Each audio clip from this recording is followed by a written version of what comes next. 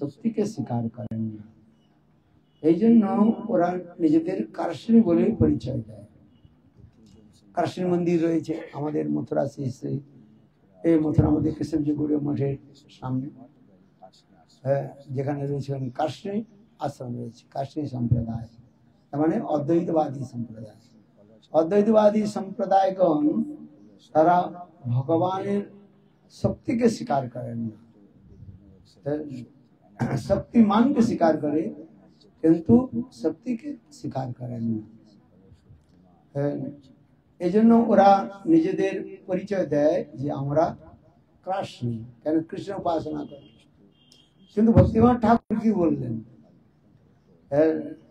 রাধা ভজনে যদি মতি नहीं भेल, কৃষ্ণ ভজন তব অকারণে গেল, আত্মপরহিত सूरज नहीं मानी, राधा रहित माधव नहीं मानी। শক্তিমানকে যদি স্বীকার না হয়, শক্তিকে যদি স্বীকার না হয়, শক্তিমানের কোনো বিশেষত্ব থাকে না। এই জন্য আমাদের শাস্ত্রে বলা হয়েছে কি শক্তিকে আমাদের স্বীকার করতে হবে। যেমন আমাদের হাত তো রয়েছে, যদি হাতের মধ্যে শক্তি না থাকে তাহলে হাত কাজ করবে কি করবে না? করবে না। হ্যাঁ, পার রয়েছে, বা পায়ের মধ্যে যদি শক্তি না থাকে তাহলে আমরা চলতে পারবো না। চক্ষু রয়েছে, আঁখ রয়েছে, চোখ রয়েছে, কিন্তু চোখের যদি শক্তি না থাকে তাহলে আমরা দেখতে পাবো না। দৃক শক্তি বলা হয়, চোখের যে শক্তি তাকে বলা হয় দৃক শক্তি, মানে দর্শন করবার দেখার যে শক্তি চোখের মধ্যে রয়েছে। এই জন্য শাস্ত্রের মধ্যে বলা হয়েছে যারা শক্তিমানকে স্বীকার করে কিন্তু যারা শক্তিকে স্বীকার করেন না তারা শুদ্ধ ভক্ত নয়।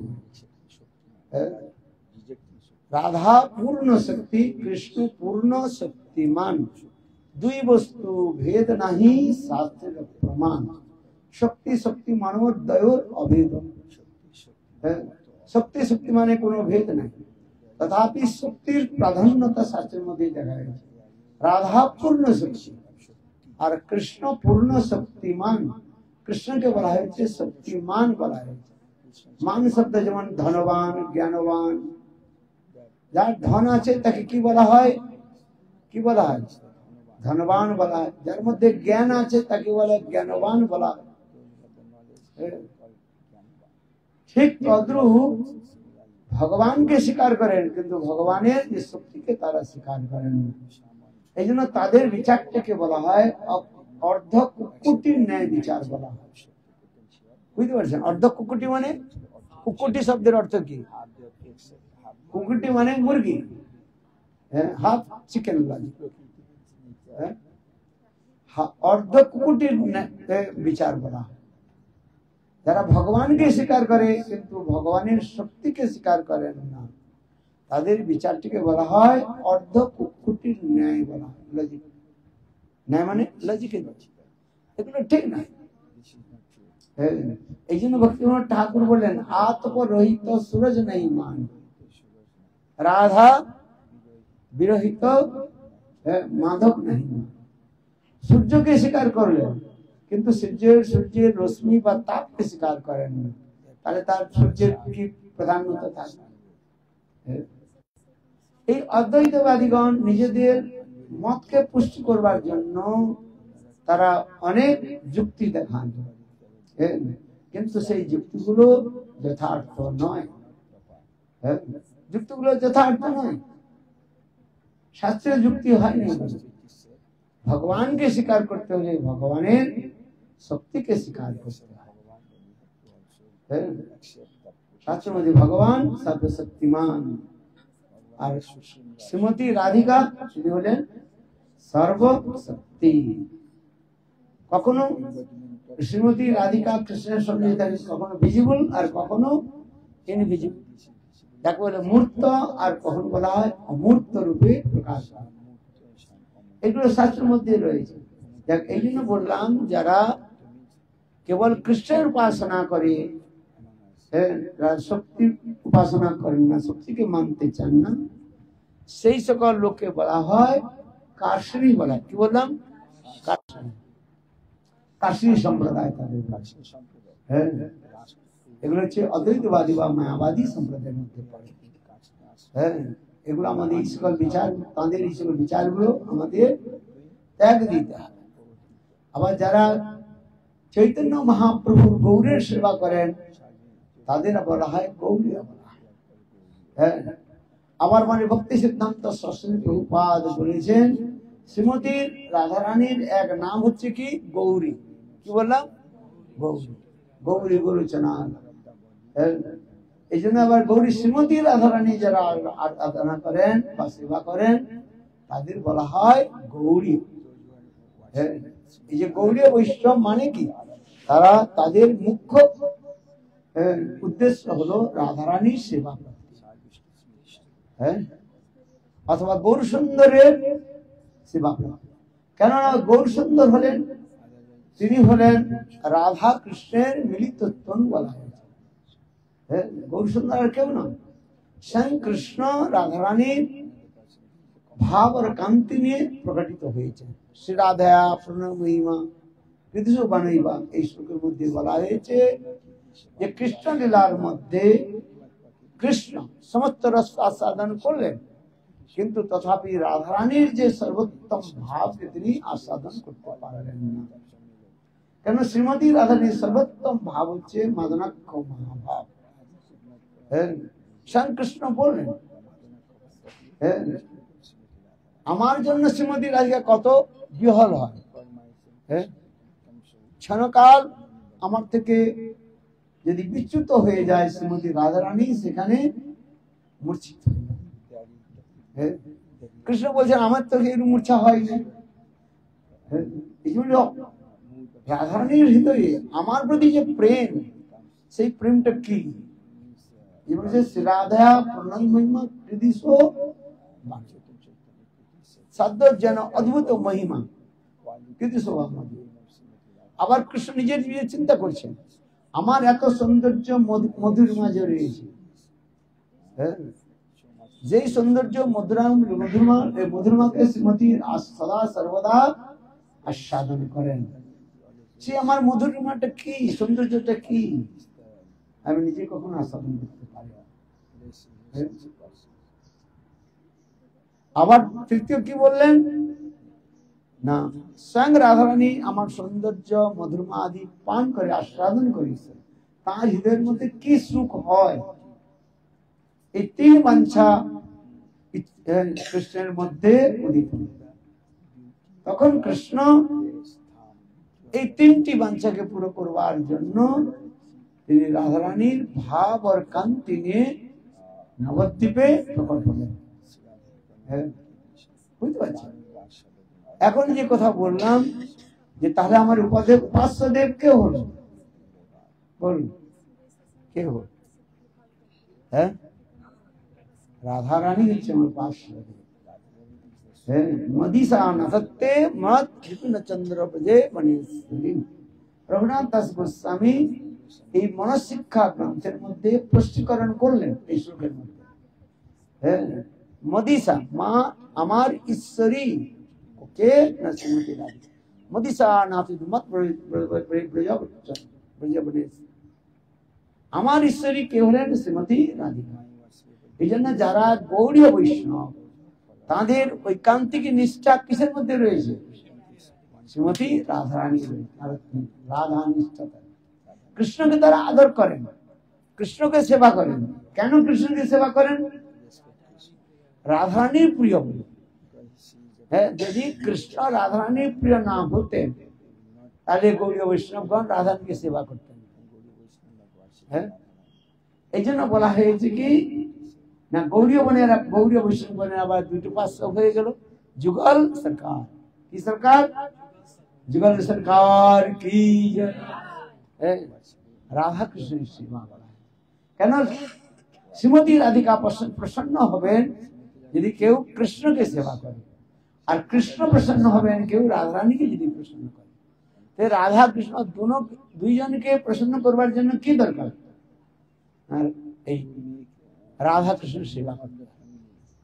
হ্যাঁ, এই জন্য নরোত্তম দাস ঠাকুর কীর্তন করেছেন কি, রাধা কৃষ্ণ প্রাণনাথ যুগল কিশোর, জীবনে মরণে গতি আর নাই মোর, রাধা কৃষ্ণ প্রাণ যুগল কিশোর, জীবনে মরণে গতি আর নাই মোর। রাধা কৃষ্ণ হচ্ছে আমাদের কি প্রাণ স্বরূপ। নরোত্তম দাস ঠাকুর বলেন, রাধা কৃষ্ণ প্রাণ মোর যুগল কিশোর। এই যুগল কিশোর কিশোরী সরকার এনার হচ্ছেন গৌড়ীয় বৈষ্ণবগণের ইষ্টদেব। আবার বলছেন কি ভক্তিনাথ ঠাকুর, আমাদের সুন্দর ইষ্টদেব হলেন সচিনন্দন গৌর। হ্যাঁ, যে গৌর হরির যে উপাসনা কথা শ্রীমদ ভাগবতে একাদশ স্কন্ধের মধ্যে নবযুগন্ধ সংবাদের মধ্যে বর্ণন করা হয়েছে। কোন জায়গায় বললাম? নবযুগন্ধ সংবাদ একাদশ। হ্যাঁ, সেখানে প্রশ্ন করা হয়েছে। হ্যাঁ, নিমি মহারাজ সেখানে এই নবযুগেন্দ্রের অন্যতম একজন ঋষি তাকে প্রশ্ন করেছিলেন, কৃষ্ণ যখন নিত্য ধামে চলে গেলেন সদাপভোগতে, তখন কলিযুগ প্রারম্ভ। বুঝতে পারছি কলিযুগ কবে আরম্ভ হয়েছে? কবে? কৃষ্ণ যখন নিত্য ধামে যখন চলে গেলেন, হ্যাঁ, দ্বারকা লীলা আদি করে আবার যদুবংশকে তিনি ধ্বংস করালেন। হ্যাঁ, দেখানো হয়েছে। হ্যাঁ, করে যখন সবকিছু ধ্বংস হয়ে গেল, তখন কৃষ্ণ সর্বজ্ঞ হয়ে হলেও তিনি আর মুগ্ধতার মধ্যে থাকলেন। তখন কৃষ্ণ কি করলেন, এই দ্বারকাপুরী ছেড়ে তিনি প্রভাসে গিয়ে, আর প্রভাসে গিয়ে তিনি ওখানে একটা বৃক্ষের ডালের উপর বসে রয়েছেন, আর দূর থেকে একদম জরা নামে কোন ব্যাস কৃষ্ণের সুন্দর মুখকমল এই চরণকে দর্শন করে মনে করলেন এটা বোধহয় হিরণের মুখ। দূর থেকে সেই জরা নামে ব্যাস তিনি তীর ছুড়লেন, আর যার ফলে কৃষ্ণের চরণে লাগলো, আর কৃষ্ণ শরীর ছেড়ে নিত্যধামে চলে এলেন। বাস্তব এগুলো সত্য নয়, এগুলো হচ্ছে সামান্য লোকদের বা যুক্তিবাদী লোকদের একটু ভগবানের কথাতে আকর্ষণ করার জন্য কথা বলা হয়েছে, আর কিছু না। কেননা কর্মী লোক, জ্ঞানী লোক, যোগী লোক, তারা ওই কৃষ্ণের এই সকল লীলাগুলোকে পছন্দ করে। এই জন্য আমাদের বিশ্বনাথ চক্রবর্তী পাদ বললেন যে কৃষ্ণের এই যে অন্তর্ধান লীলা, জানি কৃষ্ণ ব্যাধের তীরের দ্বারা চরণে বিদ্ধ হলেন, আর তারপর কৃষ্ণ শরীর ছেড়ে চলেছে। এইগুলোকে, এই লীলাগুলোকে বলা হয় কি লীলা বলা? ঐন্দ্রজালিক লীলা বলা হয়। মহিষী হরণ লীলা আর মৌসল লীলা, এই সকল লীলাকে বলা হয় ঐন্দ্রজালিক লীলা বলা হয়। ঐন্দ্রজালিক বুঝেন কি বুঝেন? হ্যাঁ, ঐন্দ্রজালিক লীলা কাকে বলে? হ্যাঁ, যেখানে অনেক মন্ত্র তন্ত্র অথবা হাত আদি সূক্ষ্ম কাজের দ্বারা লোকের চোখগুলোকে বন্ধ করে দেওয়া হয়, আর লোকগুলো সেইগুলোকে সত্যি সত্যি বলে মনে কল্পনা করে। সেই সমস্ত কার্যকে বলা হয় ঐন্দ্রজালিক লীলা বলা। হ্যাঁ, যেমন বলা হয়েছে ম্যাজিশিয়ান, তিনি অনেক প্রকার খেল দেখান। হ্যাঁ, অ্যাকচুয়ালি সেই খেলগুলো কি করে হয় না, হাতের একটা বিশেষ ক্যাপাসিটি রয়েছে, কলা রয়েছে। আপনি মনে করলেন বোধহয় সত্যি সত্যি, কিন্তু ওগুলো সত্য নয়। ওইগুলোকে কি করে না, লোক আকর্ষণ করবার জন্য তারা ওই কাজগুলি করে থাকে। হ্যাঁ, যেমন বিশ্বনাথ চক্রবর্তী পাদ প্রধান দিয়েছেন ওই ঐন্দ্রজালিক লীলা বা হ্যাঁ, ঐন্দ্রচালী লীলার কথা তিনি বলেছেন। কোন এক রাজার সভাতে একজন জাদুকর এসেছিলেন। কে এসেছিলেন? জাদুকর, বুঝেন তো, মানে ম্যাজিশিয়ান। তিনি তার তন্ত্র মন্ত্র অথবা হাত আদি কলার দ্বারা তিনি লোকের মনকে আকর্ষিত করেন। সেই রাজার সভার মধ্যে ওই যে জাদুকর এলেন। জাদুকরের সঙ্গে জাদুকরের পত্নী এবং জাদুকরের 2 পুত্র এসেছিলেন। চারজন, জাদুকর, জাদুকরের পত্নী আর তার 2 জন পুত্র। সেই জাদুকর রাজার সেই স্থানে অনেক প্রকারের তন্ত্র মন্ত্র আদির দ্বারা কার্য আদি করলেন, লোককে মনোরঞ্জন করলেন। হ্যাঁ, লোকে খুব প্রসন্ন হল। হ্যাঁ, এই জাদুকর এই সকল কার্য দিকে কি করে? অর্থ সংগ্রহ করে, লোকের মন জয় করে, অর্থ সংগ্রহ করে। হ্যাঁ, আবার অনেক লোক দুষ্ট থাকে, তারা ওই কি বলে হিপনোটাইজ করে লোকের ধন সম্পত্তি চুরি করে নিয়ে চলে যায়। হ্যাঁ, বুঝতে পারছেন? আপনি বসেছেন সাধুর কাছে, এমন কলা আদি কার্য করবে, আপনি মনে করেন মধ্যে সত্যি। আপনি নিজের হাত থেকে আপনার নিজের স্বর্ণ অলংকার আদি আপনি নিজেই ওই জাদুকরকে দিয়ে দেবেন। হ্যাঁ, আর ওই জাদুকর আপনার ওই অলংকার আদি নিয়ে ও চলে যাবে। একে কি বলা হয়? কি বললাম? हिप्नोटिज्म। हाँ, अरे आप सुन रहे नहीं? क्या बोला? आप नहीं सुन रहे हो? हैं? क्या हो? आपके माइंड डिस्ट्रैक्टेड क्यों है? हैं? अरे आपके ध्यान तो उधर है, हमारे पर ध्यान दो आप। हैं? ध्यान वक्ता के ऊपर ध्यान दिलाना पड़ता है, नहीं तो उधार ध्यान दे आपको कुछ समझ नहीं है। हम सबको देख रहे, कोई ध्यान दे रहे नहीं दे रहे। हाँ, आज समझने में क्या बोला? पढ़ी से किसी माइंड का कंट्रोल करते, हिप्नोटाइज करते। ও কি করলো? একজন যে ওই যে কলাকার এসেছিল, মানে জাদুকর এসেছিল, সেই জাদুকর রাজার সেই সভার মধ্যে অনেক প্রকার কলা দেখালেন। হ্যাঁ, বুঝতে পারছি। দেখে লোকে খুব প্রসন্ন হলো, এমনকি রানীও পর্যন্ত প্রসন্ন হয়েছে। রানী প্রসন্ন হয়ে অনেক মূল্যবান একটা হার সেই জাদুকরকে দিলেন, জাদুকরের হাতে দিলেন। আর জাদুকর সেই হারটা তার পত্নীকে দিলেন। তার জাদুকরের পত্নী সেই হারটা নিয়েছেন, এমন সময় জাদুকরের 2 জন পুত্র সন্তান ওই হারটা নিয়ে টানটানি করতে বলে, মা আমাকে দিন। আর একজন ছেলে বলছেন, মা আমাকে দিন। এখন 2 জন ছেলে ওই হারটা নিয়ে টানটানি করছে। এখন কে নেবে? এখন 2 জন ছেলের মধ্যে তাদের মধ্যে কি হলো? ক্রোধ উৎপন্ন হয়ে গেল। এখন 2 জন ছেলে কি করলো? একটা ওই অস্ত্র, তলোয়ার বলি না, হ্যাঁ, উঠে তারা 2 জন 2 জনের মধ্যে এমন অস্ত্র চালালো, 2 জনের গলাটা কেটে নিচে পড়ে গেল। দেখতে দেখতে জাদুকরে 2 জনের সন্তান, 2 জন ছেলের এই গলাটা ধর আলোক হয়ে নিচে পড়ে, সকলে দেখছে। হ্যাঁ, আশ্চর্য।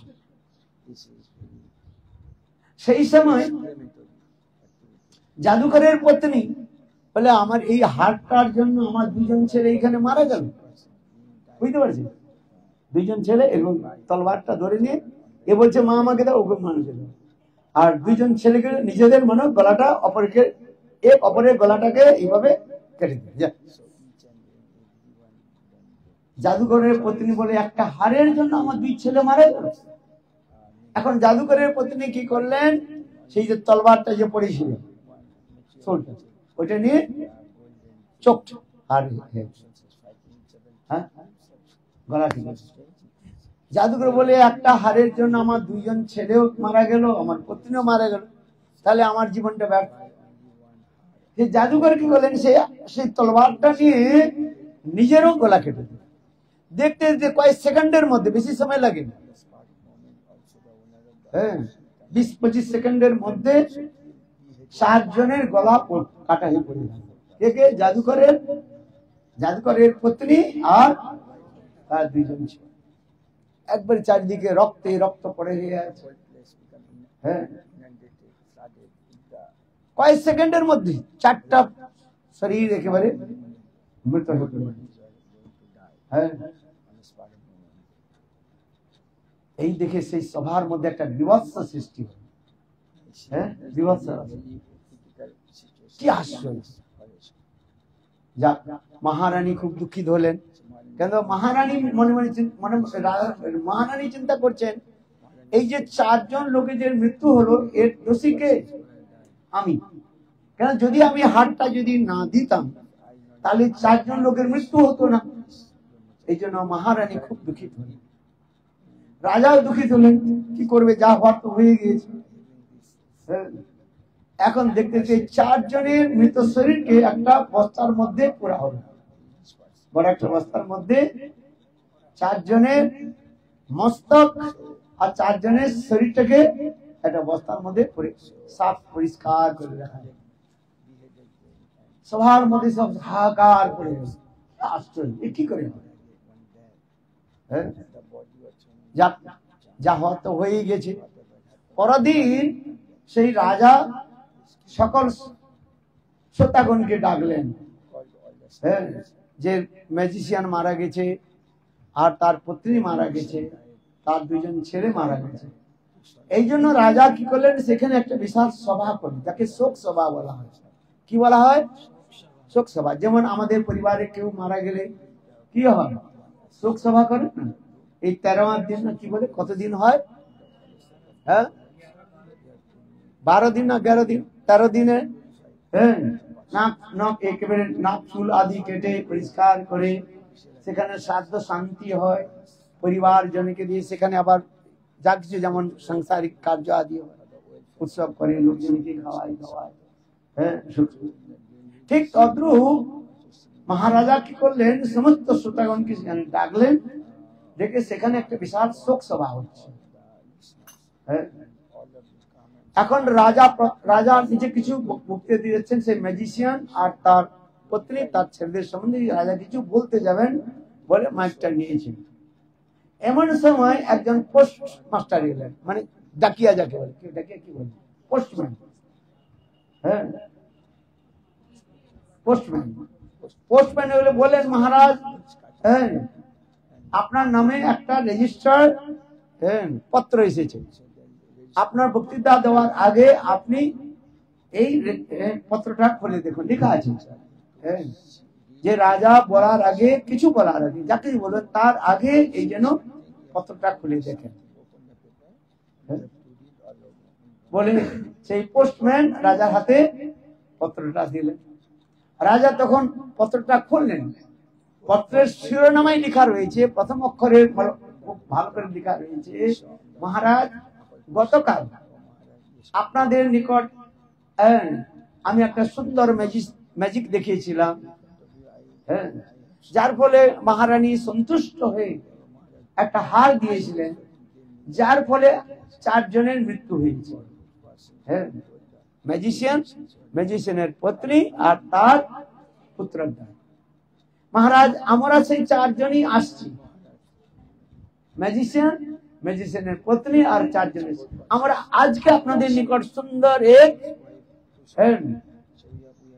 ম্যাজিক দেখাবো, তার জন্য আপনি প্রস্তুত থাকুন। কি উপহার আমাদের দেবেন?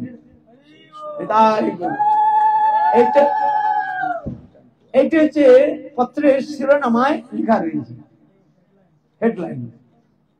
রাজা ওইটা পড়ার পরই রাজা দেখে কি ঠিক 4 জন, সেই ম্যাজিশিয়ান, সেই পত্নী আর তার 2 পুত্র আসছে। দেখে সকাল লোক আশ্চর্য হয়ে গেল, এটা কি করে সম্ভব? হ্যাঁ,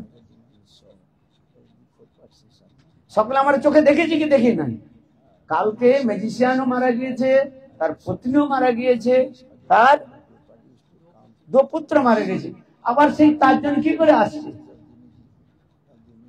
তখন বললেন মহারাজ এইটাই হচ্ছে ম্যাজিক, যে আপনারা দেখেছেন যেটা সত্য নয়, আমরা কেউ মরি নাই, আপনি দেখেছেন ওটা কি, ওটা ঐন্দ্রজালিক, হ্যাঁ, তন্ত্র মন্ত্র আদির দ্বারা লোকের চোখের উপর একটা ধাঁধানো লিখে করে দেওয়া যায়, নজরবন্দি যাকে বলে। হ্যাঁ, আপনারা মনে করছেন বটে এইটাই সত্য, কিন্তু সত্য নয়। ঠিক তদ্রূপ স্বয়ং ভগবান এই মৌসল লীলা বা মহিষীহরণ লীলা যে কথা রয়েছে ভাগবতের মধ্যে, এই দুইটি লীলাকে বলা হয় ঐন্দ্রজালিক লীলা বলা হয়। আচ্ছা, ভগবান কখনো মরে যায়? ভগবানের অংশের অংশকে মাময়ী বাংশ জীবলোক, জীবভূত সনাতন। গীতাতে স্বয়ং ভগবান জীব শব্দের আত্মা সম্বন্ধে কি বললেন? আত্মা সম্বন্ধে কি বলা হয়েছে? আত্মা আগুনের দ্বারা জ্বলে না, জলের দ্বারা ভিজে না, হ্যাঁ, অস্ত্রের দ্বারা তাকে ছেদন করা যায় না, তাই না? ন ছিন্দন্তি ন বিদ্যন্তি ন শস্ত্রাণি, তাকে অস্ত্রের দ্বারা কখনো কাটা যায় না, আগুনের দ্বারা তাকে কখনো পোড়া যায় না, জলের দ্বারা তাকে ভিজানো যায় না, হ্যাঁ। আর সেই ভগবান, সেই আত্মা যদি অজর অমর হয়, হ্যাঁ, ন জায়তে ন মৃত্যু, ভাগবত গীতার মধ্যে স্পষ্ট বলে আত্মার জন্ম নেই আর আত্মার মৃত্যু নেই। সেই আত্মার আত্মা পরমাত্মা ভগবান বলা হয়েছে, হ্যাঁ, আত্মার আত্মাকে পরমাত্মা ভগবান। আর সেই ভগবান তিনি শরীর ছাড়লেন, এ করে কি করে হয় কথা? এগুলো যারা বুদ্ধিমান লোক তারা বিচার করবেন, যাদের বুদ্ধি নাই তাদের আমি বিচার করতে বলছি না। যারা বুদ্ধিমান, those who are sober person, intelligent person, বিচার করে দেখুন। একজন জরা নামে কোন এক ব্যাধ কি করলেন? কৃষ্ণের চরণে তীর বিদ্ধ করলেন, তাতে কৃষ্ণ মারা গেলেন। তাই গৌর বিমান, হ্যাঁ, আরে ভগবান কৃষ্ণ হলেন আত্মার আত্মা পরমাত্মা স্বয়ং ভগবান, তার পায়ে তীর কি করে লাগলো আর তিনি কি করে মারা গেলেন? এই সকল লীলাকে বলা হয় ঐন্দ্রজালিক লীলা। হ্যাঁ, বুঝতে পারছি। লোকে যারা বুঝতে পারে না তারা ওগুলোকে সত্য বলে মনে করে। হ্যাঁ, যেন আমরা এবার আমাদের ভাগবত সপ্তাহ ছিল সোমনাথ, সোমনাথে আমরা প্রায় 10 দিন ছিলাম ভাগবতে, হ্যাঁ, গুজরাট। আর ওইখানে আমরা গিয়েছি, ওইখানে দর্শন হয় নিকটে, সমুদ্রের নিকটে, হ্যাঁ, যে কৃষ্ণ যেখানে, হ্যাঁ, শরীর ছেড়েছেন, আবার কৃষ্ণকে যেখানে দাহ সংস্কার করা হয়েছে, এই সকল কথাগুলো ব্রাহ্মণ আমাদের শোনায়। হ্যাঁ, আবার ভাগবতের অন্তিম শ্লোকের দিয়ে এই কথাগুলো বলা হয়েছে আমার, যে জরা নামে কোন এক ব্যাধ কৃষ্ণকে বাণ মারলো আর কৃষ্ণ শরীর ছেড়ে। এগুলো সত্য না, এগুলো হচ্ছে ঐন্দ্রজাল। যারা কম বুদ্ধিমান তাদের এই কথা শুনতে খুব আনন্দ হয়, তারা মনে করে কৃষ্ণ আমাদের মতো বদ্ধজীব, কিন্তু কৃষ্ণ জীব তত্ত্ব নয়, তিনি ভগবান, আত্মার আত্মা পরমাত্মা ভগবান। এই কথাগুলো আমাদের জানতে হবে। সাধারণ বুদ্ধি আমাদের খাটাতে হবে। কি করতে হবে? যে আত্মার যখন মৃত্যু নাই, আত্মার যখন জন্ম নেই, ন জায়তে ন ম্রিয়তে, হ্যাঁ, ন ছিন্নন্তি শস্ত্রাণি নৈনং দহতি পাবক, হ্যাঁ, আগুনের দ্বারা সে কখনো পড়ে না। হ্যাঁ, আচ্ছা বলুন, এগুলো জানতে হবে কি জানতে হবে? এই জন্য ভগবানের যে লীলাগুলো রয়েছে সেইগুলোকে বলা হয় অপ্রাকৃত। এই জন্য গীতাতে স্বয়ং ভগবান বললেন, জন্ম কর্ম চ মে দিব্যম जो व्यक्ति तत्ततः तत्त्वादेह पुनर्जन्म न, আমার যে জন্ম কর্ম ক্রিয়াগুলো হচ্ছে কি অপ্রাকৃত, প্রাকৃত নয়, লোকে প্রাকৃত বলে মনে করে। ভগবান মারা গেছে কোথায় শুনেছে? হ্যাঁ, কিন্তু লোকে মনে করে ভগবান মারা গেছে। হ্যাঁ হ্যাঁ, আচ্ছা আমাদের আগে যেতে হবে, আবার কেন ওরা বলছে? হ্যাঁ, এই জন্য আমি এই জন্য বললাম যে যারা কৃষ্ণের কেবল উপাসনা করে তাদের বলা হয় কার্ষ্ণী। আচ্ছা, তারা হলো অদ্বৈতবাদী। তারা শক্তিমানকে স্বীকার করে, কিন্তু তারা শক্তিকে স্বীকার করেন না। এই জন্য আমাদের ইষ্টদেব হলো কি? রাধারানী। হ্যাঁ, আরাধ্য ভগবান ধাম বৃন্দাবনম ব্রহ্মা কাচিদ উপাসনা প্রজপতি বর্গঞ্জ কল্পিতা শ্রীমদ ভাগবতম প্রমাণবলম প্রেম কুমারতমঃ শ্রী চৈতন্য মহাপ্রভুর মতমিদম তত্রাদরো ন পরঃ। এগুলো আমাদের চৈতন্য মহাপ্রভু আমাদের শিক্ষা দিয়েছেন। আমাদের ইষ্টদেব হলেন শ্রীকৃষ্ণ বৃন্দাবন সুন্দর। হ্যাঁ, তার নিত্য ধাম হলো গোলক বৃন্দাবন। আর তার উপাসনা কিভাবে হয়? আমরা ব্রজগোপীগণ, হ্যাঁ, যে পরকীয় ভাবে ব্রজগোপীগণ তাঁর যে সেবা করেন, ভাবের দ্বারা যে সেবা করেন, সেগুলো আমাদের জানি। আবার সেই ব্রজগোপী ভাবে যে গোপী ভাব, যে পরকীয় ভাব, সেই পরকীয় ভাব একমাত্র গোলক বৃন্দাবনের মধ্যে শুদ্ধ ভাবে রয়েছে। এই জগতে পরকীয় ভাব হয় না। আর এই জগতের মধ্যে পরকীয়, এটা হচ্ছে কি নরকগামী পরকীয়। এই জগতের যে প্রাকৃত পরকীয় ভাব মানে অবিবাহিত হয়ে, হ্যাঁ, অথবা বিবাহিত পর স্ত্রী বা পুরুষের প্রতি যে আসক্তি বা তার সঙ্গে যে ক্রিয়া, শারীরিক ক্রিয়া, এগুলোকে বলা হয় নরকগামী। মৃত্যুর পর ভগবানকে প্রাপ্তি তো বহু দূরের কথা। হ্যাঁ, নরকের মৃত্যুর পর কোথায় যাবে? ডাইরেক্ট নরকে যাবে। আবার নরকে গিয়ে অনেক কাল নরকের যন্ত্রণা ভোগ করে, আবার ভোগ করে আবার যখন মনুষ্য শরীর পাবে না, পশু শরীর পাবে, শুকর জনি পাবে। ভাগবতের মধ্যে, শাস্ত্রের মধ্যে বলা হয় শুকর গুলো বেশি হয় স্টুপিড ননসেন্স রাজকাল সামুখ, এই শুকর জনি প্রাপ্ত করবে তারা। আবার শুকর জনি প্রাপ্ত করে আবার কুষ্ঠ রোগে ভোগবে। অত সহজ নয়, মানব শরীর পাওয়া তো বহু দূরের কথা। এই জন্য কখনো মনের মধ্যে পরস্ত্রী বা পরনারীর প্রতি বা পরপুরুষের প্রতি, হ্যাঁ, আসক্তি রাখা দরকার। ঠিক সকল নারীকে কিভাবে সম্মান দেবে? মাতৃবৎ সম্মান দেওয়ার কথা বলা হয়। হ্যাঁ, পরনারী মাতৃবৎ, হ্যাঁ, শাস্ত্রের মধ্যে এগুলো রয়েছে। এই জগতের মধ্যে পরকীয়ত্ব হয় না। পরকীয়ত্ব ভাব বৈকুণ্ঠ নেই। লক্ষ্মী দেবী পরকীয়ত্ব করেছে, তার তো রাসলীলা প্রবেশ করতে পারত। হ্যাঁ, বুঝতে পারছেন? সীতা দেবীর মধ্যেও নাই, রামচন্দ্র রামলোক। হ্যাঁ, আবার মথুরা দ্বারকাপুরীতেও না, মহিষীগণ সেখানে রয়েছে। দেখুন, কৃষ্ণের যথাযথ বিবাহ আদি করে তিনি পুত্র সন্তান পালন পোষণ করেছে। সেগুলো বিধিগুলো রয়েছে। এই জন্য পরকীয়ত্ব হয় নাই।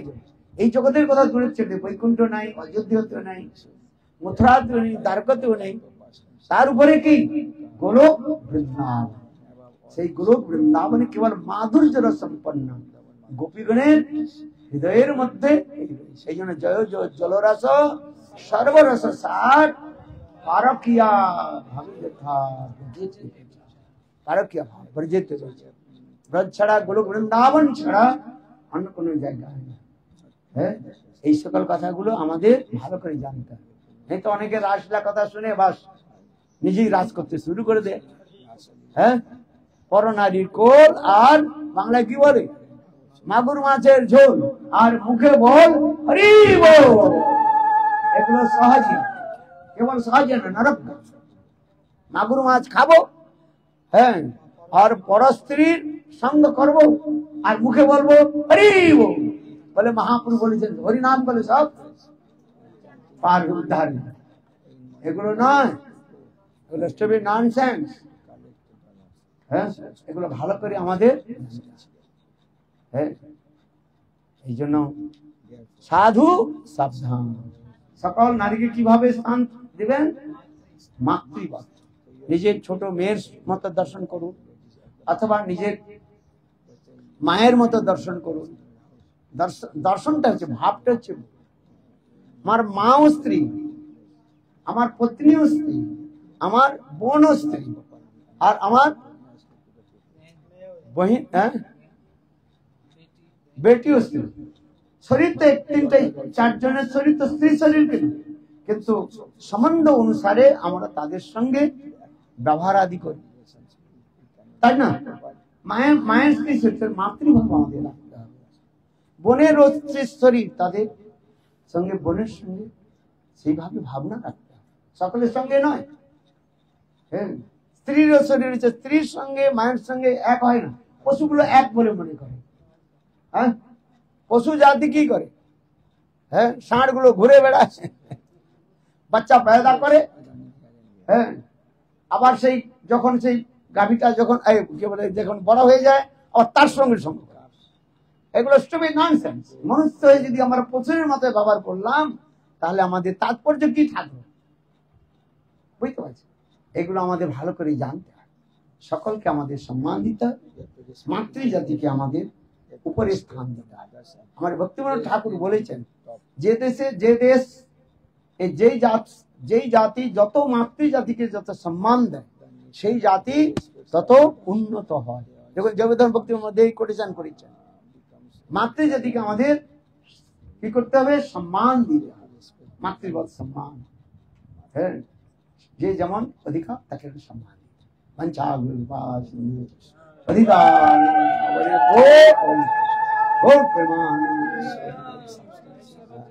जय राधा रानी की, बोलो राधे राधे राधे, जय जय जय श्री राधे राधे राधे।